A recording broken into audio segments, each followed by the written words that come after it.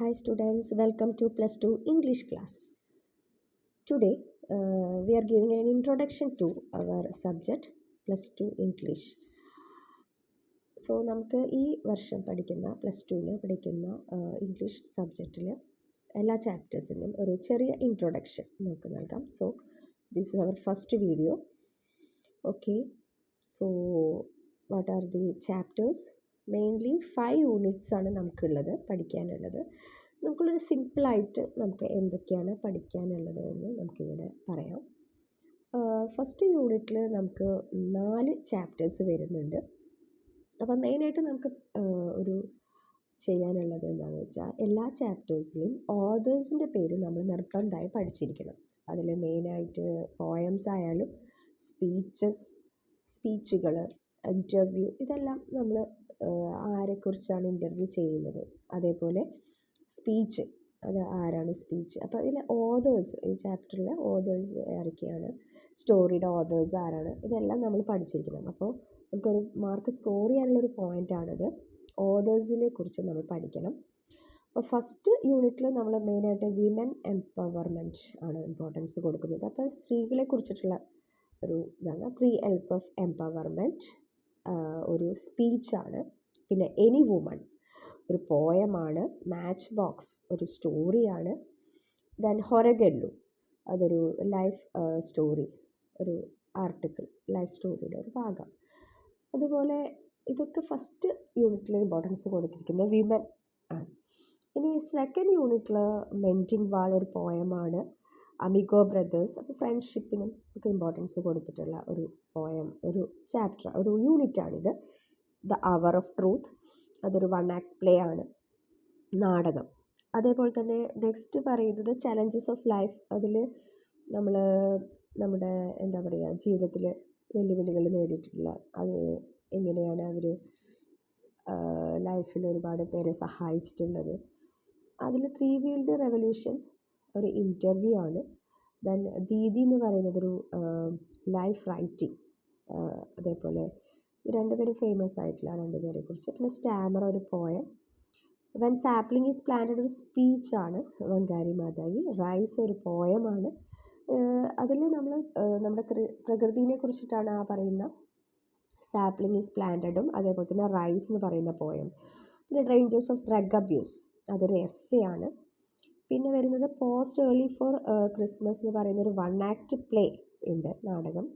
Then this is going to hurt you a little bit എന്ന് പറയുന്നൊരു പോയമുണ്ട്. Crime and punishment എന്ന് പറയുന്ന ഒരു സ്റ്റോറിയാണ്. അപ്പോൾ അങ്ങനെ നമുക്ക് 16 ചാപ്റ്റേഴ്സാണ് നമുക്ക് പഠിക്കാനുള്ളത്. സോ അതിൽ 5 പോയമുണ്ട്. ഈ 5 പോയത്തിൽ നമ്മളൊരു മെയിനായിട്ടൊരു 3 പോയത്തിൻ്റെങ്കിലും അപ്രീസിയേഷൻ നമ്മൾ പഠിച്ചിരിക്കണം. 5 പോയത്തിൽ റിപ്പീറ്റഡായി ചോദിക്കുന്നത് മെയിനായിട്ടൊരു 3 പോയംസ് ആണ്. സോ അപ്രീസിയേഷൻ എന്തായാലും നമ്മൾ പഠിച്ചിരിക്കുക. 8 മാർക്കിനാണ് അപ്രീസിയേഷൻ ചോദിക്കാറ്. അപ്പോൾ പോയം അപ്രീസിയേഷൻ അത് ഇമ്പോർട്ടൻ്റ് ആണ്. അതേപോലെ ഓതേഴ്സിൻ്റെ പേര് നമ്മൾ നിർബന്ധമായി പഠിച്ചിരിക്കണം. നമുക്ക് ആൻസേഴ്സിൽ പലപ്പോഴും ഒരു പോയിൻ്റായിട്ട് നമുക്ക് എഴുതാൻ പറ്റും ഈ ഓതേഴ്സിൻ്റെ പേരൊക്കെ. സോ അത് ഇമ്പോർട്ടൻ്റ് ആണ്. ഓക്കെ, ഇനി നമുക്കൊരു ചെറിയൊരു ഇൻട്രൊഡക്ഷൻ, എന്തൊക്കെയാണ് ചാപ്റ്റേഴ്സിനെ കുറിച്ച് ഒരു ചെറിയൊരു ഇൻട്രൊഡക്ഷൻ നൽകാം, സിമ്പിൾ ലാംഗ്വേജിൽ. അപ്പോൾ ഫസ്റ്റ് നമ്മൾ പറയുന്നത് 3 L's ഓഫ് എംപവർമെൻറ്റ് ആണ്. ക്രിസ്റ്റീൻ ലാഗേർഡെയാണ് ഈ പറയുന്ന സ്പീച്ച് നടത്തിയിട്ടുള്ളത്.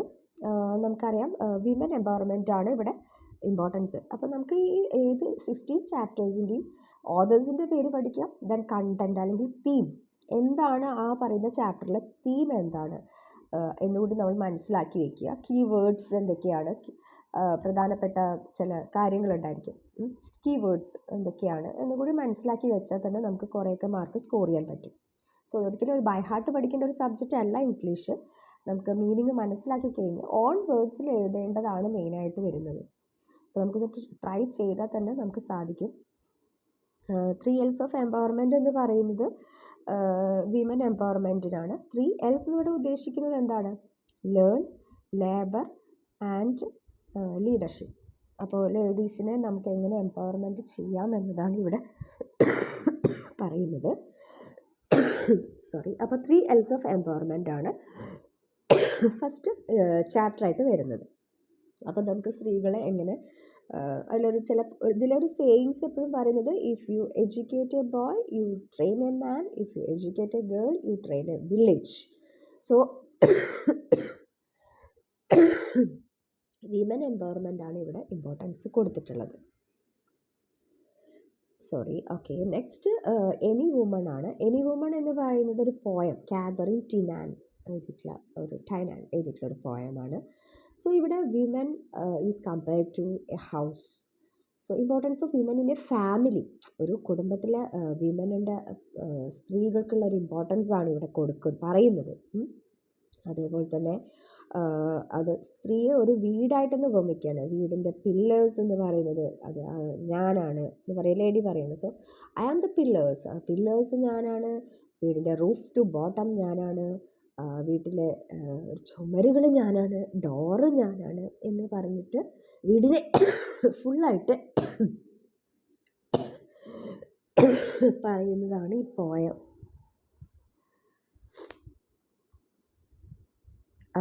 പോയത്തിൽ പറയുന്നത്. So any woman Catherine Tynan ആണ്. സോ ഇവിടെ ഇമ്പോർട്ടൻസ് കൊടുക്കുന്നത് വിമൻ ഇൻ ഫാമിലിയാണ്. സോ ഒരു ഫാമിലിയിൽ എങ്ങനെയാണ് സ്ത്രീകൾക്ക് ഇമ്പോർട്ടൻസ് കൊടുക്കുന്നത്, സ്ത്രീയുടെ ഇമ്പോർട്ടൻസ് എന്താണ്, ഒരു കുടുംബത്തിൽ സ്ത്രീക്ക് എന്താണ് ഇമ്പോർട്ടൻസ് എന്നാണ് ഇവിടെ പറയുന്നത്. സോ ആ വീടിൻ്റെ റൂഫ് ടു ബോട്ടം അല്ലെങ്കിൽ അതിൻ്റെ വാളായാലും എല്ലാം ഡോർ എന്ന് പറയുന്നത് എല്ലാം ആ സ്ത്രീ ഒരു പ്രൊട്ടക്ഷനാണ്. വിമൻ എന്ന് പറയുന്നത് ആ വീടിൻ്റെ പ്രൊട്ടക്ഷനായിട്ടാണ് കണക്കാക്കുന്നത്. കുട്ടികളെ പ്രൊട്ടക്റ്റ് ചെയ്യുന്നു, എല്ലാ ഡേഞ്ചേഴ്സിൽ നിന്നും ഒരു ചുമര് നമ്മളെ പ്രൊട്ടക്റ്റ് ചെയ്യുന്ന, ഒരു ഡോറ് നമ്മളെ പ്രൊട്ടക്റ്റ് ചെയ്യുന്ന പോലെയാണ് ഒരു വിമൻ നമ്മളെ പ്രൊട്ടക്റ്റ് ചെയ്യുന്നത്. ഒരു വീട്ടമ്മയുടെ ഒരു റോളൊക്കെ ഇവിടെ ഇമ്പോർട്ടൻസ് ആയിട്ട് പറയുന്നതാണ് ഈ പറയുന്ന എനി വുമൺ. നെക്സ്റ്റ് ചാപ്റ്റർ എന്ന് പറയുന്നത് മാച്ച് ബോക്സ് ആണ്. ആശാപൂർണ ദേവിയാണ് മാച്ച് ബോക്സ് എന്ന് പറയുന്ന ഒരു സ്റ്റോറി എഴുതിയിട്ടുള്ളത്.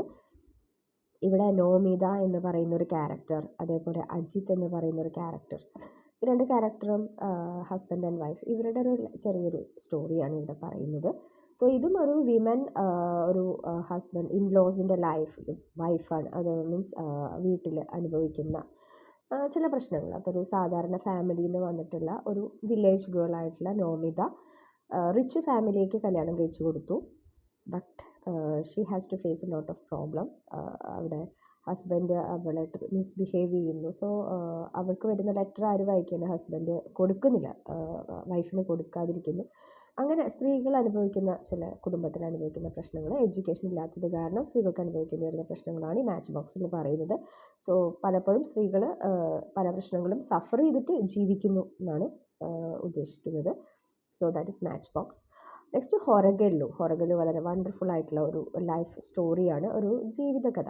ചെറിയൊരു ഭാഗം നമ്മുടെ ജീവചരിത്രത്തിലെ ചെറിയൊരു ഭാഗം, നമ്മുടെ ഓർമ്മക്കുറിപ്പുകൾ എന്നൊക്കെ പറയാം. സുധാമൂർത്തിയുടെ ഹൊറഗല്ലു എന്ന് പറഞ്ഞാൽ എന്താണ്, ഒരു സ്റ്റോൺ ബെഞ്ചാണ്. ഓക്കെ, അവിടെ ഒരു നമുക്ക് സാധാരണ വില്ലേജുകളിലൊക്കെ കാണുന്ന ഒരു വീതി കൂടിയിട്ടുള്ള ഒരു സ്റ്റോൺ ബെഞ്ചാണ്.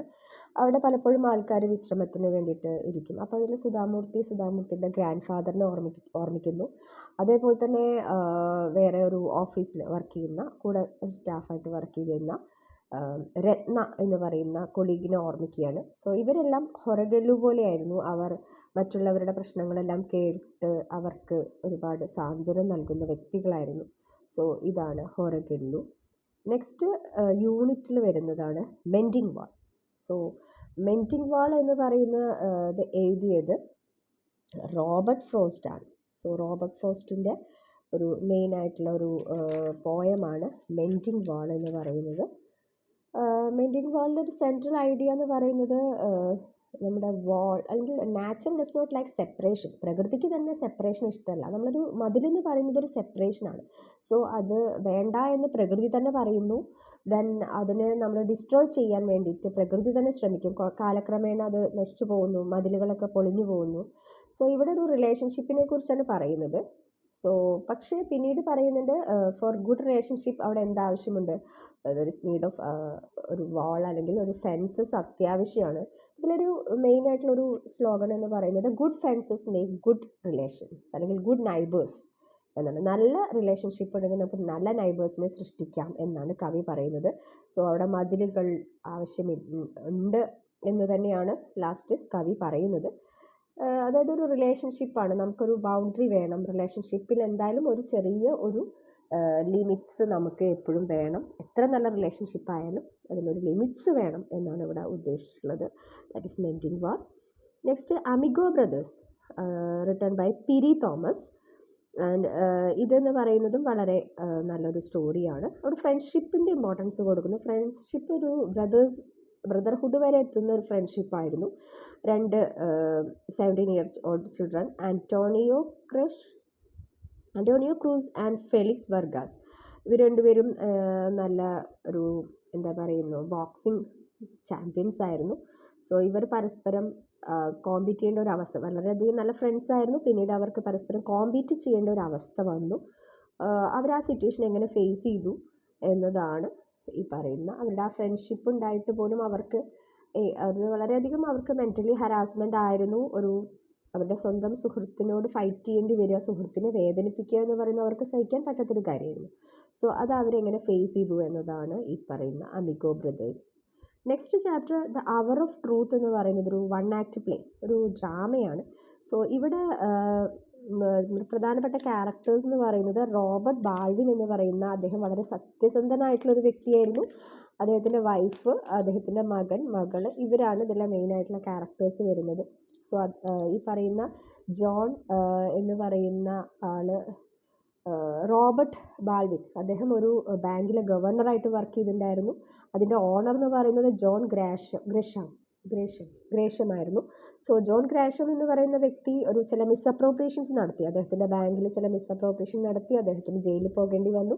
സോ അതിൽ അദ്ദേഹത്തിന് ഒരു സാക്ഷി എന്ന് പറയുന്നത് ഈ പറയുന്ന നമ്മുടെ റോബർട്ട് ബാൾവിനാണ്. അദ്ദേഹം വളരെ സത്യസന്ധനാണ്. സോ അദ്ദേഹത്തിന് വളരെ പ്രിയപ്പെട്ടവനായിരുന്നു ആ ഓണർ എന്ന് പറയുന്ന ഗ്രേഷത്തിന്. അദ്ദേഹത്തിന് ഭയങ്കര ഇഷ്ടമാണ്. പക്ഷേ അദ്ദേഹത്തിന് എഗെയിൻസ്റ്റ് അദ്ദേഹത്തിന് എന്ത് പറയേണ്ടി വരികയാണ്, സാക്ഷി പറയേണ്ട ഒരു അവസ്ഥ വരുന്നു.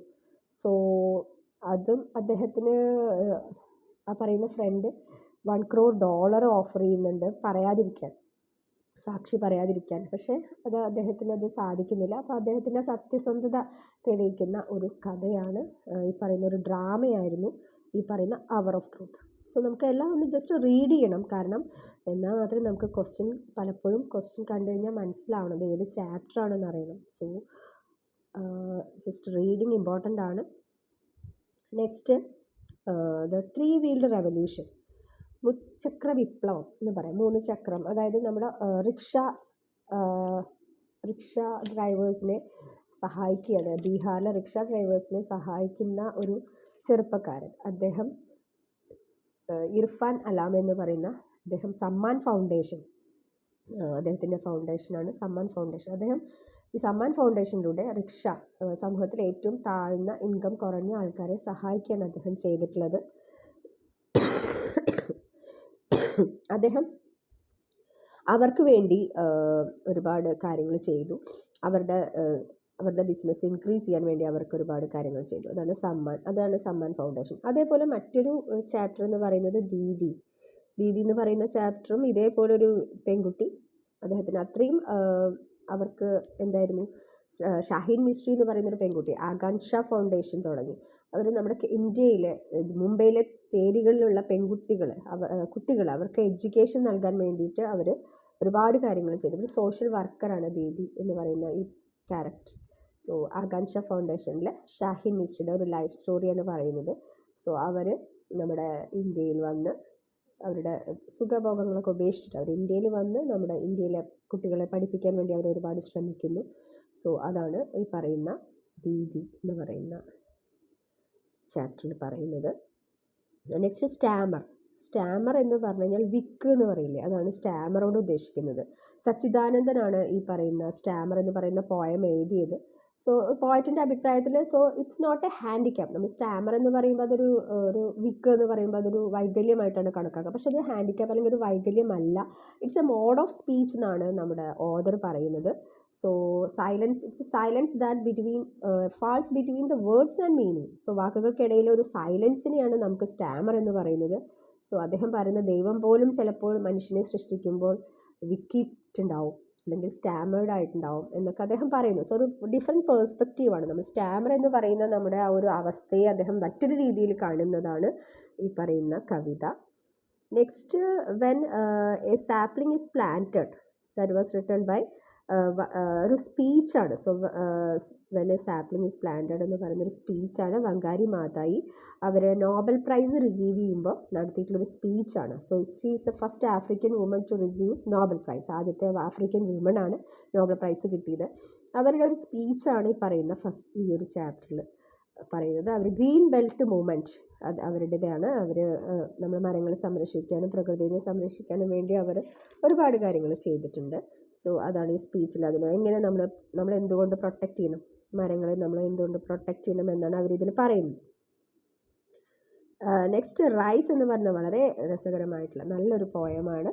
അത് നമ്മുടെ ചെമ്മനം ചാക്കോ എഴുതിയിട്ടുള്ളതാണ്. മലയാളത്തിൽ നിന്ന് ട്രാൻസ്ലേറ്റ് ചെയ്തത് പ്രൊഫസർ അയ്യപ്പ പണിക്കരാണ്. സോ അവിടെ നമ്മൾ പറയുന്നത് ഇവിടെ ഓദർ എന്ന് പറയുന്ന വ്യക്തി ആരായിരുന്നു? ഒരു നോർത്ത് ഇന്ത്യയിൽ നമ്മുടെ ഹക്സ്, ഒരു ഫാർമറുടെ മകൻ, son of a rice farmer ആയിരുന്നു. He went to north India to do research നടത്താൻ വേണ്ടി നോർത്ത് ഇന്ത്യയിൽ പോയി. എന്തായിരുന്നു? ഹസ്ക് ഉപയോഗിച്ച് ടോയ്സ് ഉണ്ടാക്കുന്ന ഒരു റിസർച്ച് ആയിരുന്നു. അതായത് ഉമി കൊണ്ട് ടോയ്സ് ഉണ്ടാക്കുന്ന റിസർച്ച്. അങ്ങനെ 4 വർഷത്തെ റിസർച്ച് ഡോക്ടറേറ്റ് ഒക്കെ നടത്തി അദ്ദേഹം തിരിച്ച് നമ്മുടെ കേരളത്തിലേക്ക് വന്ന സമയത്ത് അദ്ദേഹം കണ്ടിട്ടുള്ള ആ മാറ്റമാണ്, അദ്ദേഹം ഞെട്ടിപ്പോയ ആ ഒരു മാറ്റത്തിനെ കുറിച്ചാണ് നമ്മൾ ഇതിൽ പറയുന്നത്. തിരിച്ചു വരുമ്പോൾ അവിടെ എന്തില്ല, ഈ പറയുന്ന നെൽകൃഷി അവിടെ ഉപേക്ഷിച്ച് അവിടെ റബ്ബറുകളും മറ്റുള്ള ക്യാഷ് ക്രോപ്സൊക്കെ വന്നതും അദ്ദേഹം അത്രയും കഷ്ടപ്പെട്ട് 4 വർഷം ഡോക്ടറേറ്റ് എടുത്തെല്ലാം വെറുതെ ആയിപ്പോയെന്നല്ലോ എന്ന് ആലോചിക്കുന്ന ആ ഒരു ഇതായിരുന്നു വളരെ രസകരമായിട്ടുള്ള ഒരു റൈസ് എന്ന് പറയുന്ന poem. Next, dangers of drug abuse ഒരു എസ്സെയാണ്. നമ്മുടെ വളരെ നല്ല രീതിയിൽ നമ്മൾ എങ്ങനെയാണ് ഒരു നമ്മുടെ ആ സെൻസറി ഡ്രഗ്സ് എങ്ങനെയാണ് നമ്മുടെ ബ്രെയിനിനെ അഫക്റ്റ് ചെയ്യുന്നത് എന്നാണ് ഇതിൽ പറയുന്നത്.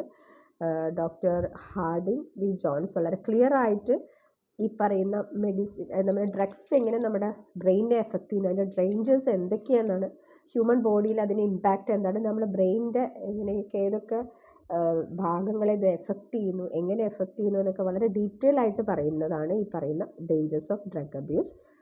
Next chapter, next unit, last യൂണിറ്റിലെത്തി. ലാസ്റ്റ് യൂണിറ്റിൽ കുറച്ച് കോമഡി ആയിട്ടുള്ള കുറച്ച് കാര്യങ്ങളാണ് വരുന്നത്. തമാശ രൂപേണയുള്ള പ്രസൻറ്റേഷൻ, ഹ്യൂമർ. അതിൽ വരുന്നത് പോസ്റ്റ് ഏർലി ഫോർ ക്രിസ്മസ് എന്ന് പറയുന്ന ഒരു ഡ്രാമ. അത് മെയിനായിട്ടൊരു പോസ്റ്റ് ഓഫീസിലെ ഈവൻ്റ് ആണ് പറയുന്നത്. അവിടെ ഒരു ലേഡി അസിസ്റ്റൻറ്റ് പോസ്റ്റ് ഓഫീസിലുണ്ട്. പിന്നെ അവിടെ വരുന്ന കുറച്ച് കസ്റ്റമേഴ്സും ആ ലേഡി അസിസ്റ്റൻറ്റിൻ്റെ ഒരു പേഷ്യൻസ് ആണ് പറയുന്നത്. അവർ എത്രത്തോളം അവരുടെ കസ്റ്റമേഴ്സ് എന്താണ് പോസ്റ്റ് ഓഫീസിന് പകരം വേറെ ഏതൊക്കെയോ സ്ഥലമാണെന്ന് വിചാരിച്ച് വന്ന് അല്ലേ, അപ്പോൾ അവരതെങ്ങനെയാണ് ഹാൻഡിൽ ചെയ്യുന്നത്. വളരെ രസകരമായിട്ടുള്ള അവിടെ ഒരു ബോംബ് ഉണ്ടെന്ന് പറയുന്നതും അത് പക്ഷേ ഒരു ക്ലോക്കായിരുന്നു അത്. സോ അത് വളരെ രസകരമായിട്ടുള്ളൊരു ഡ്രാമയായിരുന്നു ഈ പറയുന്ന post early for Christmas. Next, വളരെ രസമായിട്ടുള്ളൊരു poem, this is going to hurt you just a little bit. Ogden Nash ആണ് അദ്ദേഹം എഴുതിയിട്ടുള്ള. ഒന്നുമില്ല, അദ്ദേഹത്തിൻ്റെ ഒരു ഡെൻറ്റിസ്റ്റിൻ്റെ അടുത്ത് പോയിട്ടുള്ള ഒരു എക്സ്പീരിയൻസ് ആണ് നമ്മളിവിടെ ഈ പോയത്തിൽ പറയുന്നത്. സോ അവിടെ നമ്മൾ പറയുന്ന ആ ഡെൻറ്റിസ്റ്റ് ചെയ്യുന്ന പ്രോസസ്സ് നമ്മൾ എന്താ പറയുക, വളരെ രസകരമായിട്ട് അദ്ദേഹം പ്രസൻറ്റ് ചെയ്തിട്ടുണ്ട്, ഹ്യൂമർ സെൻസിൽ പ്രസൻറ്റ് ചെയ്തിട്ടുണ്ടാണ് അദ്ദേഹം പറയുന്നത്. അവിടെ വാഴയ്ക്കൂടെ ഓരോ സെക്ഷൻ റോഡ് പണി നടക്കുന്നത് പോലെയാണ് നമ്മുടെ വാഴയ്ക്കകത്ത് വർക്ക് നടക്കുന്നതെന്നൊക്കെ അദ്ദേഹം പറയുന്നു. വളരെ രസകരമായിട്ട് പ്രസൻറ്റ് ചെയ്തിട്ടുള്ള ഒരു പോയമാണ്. പിന്നെ നെക്സ്റ്റ് വരുന്നത് ക്രൈം ആൻഡ് പണിഷ്മെൻറ്റ് എന്ന് പറയുന്നത് ഒരു കഥ, നമ്മുടെ RK നാരായൺ എഴുതിയിട്ടുള്ളൊരു സ്റ്റോറിയാണ്. വളരെ രസകരമായിട്ട് ഒരു പ്രസൻറ്റ് ചെയ്തിട്ടുള്ള ഒരു സ്റ്റോറി. അതിലെന്താ പറയുന്നത്, ഒരു ട്യൂഷൻ മാസ്റ്ററും ഒരു സ്റ്റുഡൻറ്റും ആണ് ഈ പറയുന്ന സ്റ്റോറിയിൽ പറയുന്നത് അല്ലേ. ട്യൂഷൻ സാറ് അദ്ദേഹം വളരെ റിച്ച് ഫാമിലിയുടെ കുട്ടിയാണ്. ആ കുട്ടിക്ക് വേണ്ടി സെപ്പറേറ്റ് ഒരു സ്കൂളും ഒരു മാഷേനും ഒക്കെ വെച്ചിട്ട് അദ്ദേഹം ആ കുട്ടിയുടെ ഒരു ഓവർ പാരൻറ്റിങ് അല്ലെങ്കിൽ ഓവർ കെയറിങ് ആണ് ഇവിടെ പറയുന്നത്. കുട്ടീനെ നമ്മൾ കൂടുതൽ ലാളിച്ച് അപ്പോൾ ചെറുതായിട്ട് സാറ് പണിഷ് ചെയ്യുമ്പോഴേക്കും ആ കുട്ടിക്ക് സങ്കടം വരുന്നതും പിന്നെ ആ കുട്ടിയെ സാറിനെ ബ്ലാക്ക് മെയിൽ ചെയ്തിട്ട് ആ കുട്ടി സാറിനെ കൊണ്ട് കളിക്കാൻ കൂട്ടുന്നതൊക്കെയാണ് പറയുന്ന സ്റ്റോറി. സോ ഇതൊക്കെയാണ് നമ്മുടെ ചാപ്റ്റേഴ്സ്, 16 ചാപ്റ്റേഴ്സ്. അപ്പോൾ ഇതിൽ ഓതേഴ്സ് ആരൊക്കെയാണ്, അതേപോലെ കണ്ടൻറ് എന്താണെന്ന് നിങ്ങൾ മനസ്സിലാക്കിയിട്ടുണ്ടാവുമെന്ന് വിചാരിക്കുന്നു. Okay, this is our first video. Next ചാപ്റ്ററിൽ നമുക്ക് ഓരോ ചാപ്റ്ററിലും പ്രധാനപ്പെട്ട ക്വസ്റ്റ്യൻസ് എന്താണ്, അല്ല എന്തൊക്കെയാണ് ഇമ്പോർട്ടൻ്റ് ആയിട്ടുള്ളതെന്ന് പഠിക്കാം.